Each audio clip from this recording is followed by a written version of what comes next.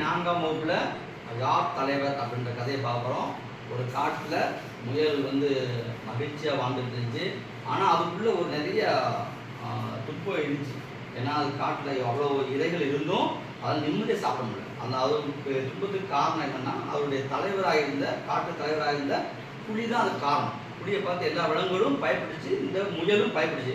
இன்றைக்கி நம்ம அடிச்சு சாப்பிட்ருமோ அப்படின்னு சொல்லி இந்த முயலும் என்னச்சு பயந்துச்சு. இதுக்கு நம்ம ஒரு தீர்வு காணணும், இதுலேருந்து நம்ம எப்படியாவது வெளியே வந்துடணும் அப்படின்னு இந்த முயல் திட்டம் போடுது. அந்நேரத்தில் அந்த புலி வருது. புலியை பார்த்து என்ன முயல் பயப்படவே இல்லை, அது பாட்டில் கால் மேலே காலை போட்டு உட்காந்துருக்கு. அப்போ அந்த புலி சொல்லிச்சு, என்னை பார்த்து உனக்கு பயமா இல்லையா அப்படின்னு இந்த புலி கேட்குது. அதுக்கு உன்னை பார்த்து எதுக்கு நான் பயப்படணும், எதுக்கு பயப்படணும், தலைவர்னா நீ எங்களை காப்பாற்றுறவர் தானே, எங்களை பாதுகாக்கிறவர் தானே, உங்களை எதுக்கு பார்த்து பயப்படணும் அப்படின்னு சொல்லுது. அதுக்கு சொன்னோடனே அப்போ அந்த வாட்டை பட்டுக்குச்சு. அப்போ அந்த புலிகிட்ட வாட்டை பேசிட்டே இருக்கு, வாட்டை உன்னை பற்றி பயப்படணும் அப்படின்னு. அப்போ என்னை பார்த்து பயம் இல்லையா உனக்கு, நான் தலைவர் அப்படின்னு சொல்லுது. அதுக்கு அந்த முயல் சொல்லிச்சு, தலைவர்னா அன்போடையும் பண்போடையும் பாசத்தோடு இருக்கணும், அவங்க தான் தலைவர்.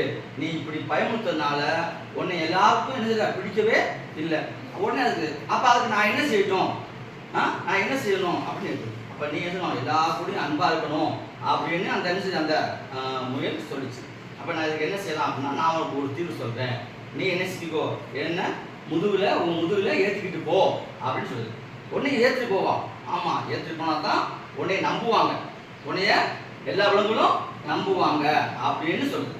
அப்போ என்ன சொன்னான், அப்போ நான் உன் முதுகில் ஏறிக்கிறேன் அப்படின்னு இந்த முயல் என்ன செய்யுது, புலிகிட்ட சொல்லுது.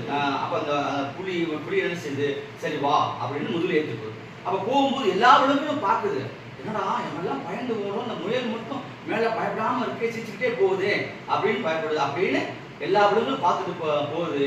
அப்போ இந்த முயல் சொல்லுது, வாங்க வாங்க பயப்படாதீங்க, நம்ம தலைவர் ஆகிட்டாரு. என்ன ஆச்சரியம், அப்போ இந்த முயல் கூட இருந்துச்சுன்னா சிரிச்சுக்கிட்டே போகுது. அப்போ அந்த புலி அவனுடைய குணத்தை மாற்றிக்கிச்சு போல அப்படின்னு சொல்லி எல்லாரும் சொல்கிறாங்க. அப்போ அந்த முயல் சொல்லிச்சு, ஆமாம் நம்ம தலைவர் இப்போ அன்போட மாறிட்டாரு, அவரை நம்ம தலைவராக ஏற்றுக்கிடுவோம் அப்படின்னு இந்த முயல் அந்த விலங்குலாம் சொல்லிச்சு. இப்போ எல்லா விலங்குகளும் மகிழ்ச்சி ஆயிடுச்சு. அப்போ அந்த புலி சொல்லிச்சு, நீ தான் என்னுடைய கருவி கண்ணை திறந்துட்ட, என்னை தலைவராக திரும்பவும் ஆக்கணுக்கு நீ தான் காரணம், உன்னை நான் ஒன்றும் செய்ய மாட்டேங்குது. அப்போ அது நீ தான் காரணம், உன்னுடைய குணத்தை நீ மாற்றிக்கிட்ட, ஒரு தலைவர்னா அன்போடு இருக்கணும் பண்போடு இருக்கணும் அப்படிங்கிறத நீ கற்றுக்கிட்ட அப்படின்னு சொல்லி இந்த புலிகிட்ட சொல்லிச்சு. புலி உனக்கு ரொம்ப நன்றி கடன் பண்ணிட்டு தான் இருப்பேன், நீ திரும்பவும் நீ தலைவராக ஆக்கிட்ட அப்படின்னு சொல்லிட்டு புலி காட்டுக்குள்ளே போயிடுச்சு. இப்போ என்னாச்சு, முயல் நிம்மதியாக அவனுடைய இறைய சாப்பிட்டுட்டு எந்த பயம் இல்லாமல் என்ன சந்தோஷமாக இருந்துச்சு. இதோட அந்த கதை முடியுது. அப்போ தலைவர் எப்படினும் அன்போடையும் மரியாதைக்கும் மற்றவங்க உணவு புரிஞ்சுக்கணும், சரியா தெரிஞ்சுதான்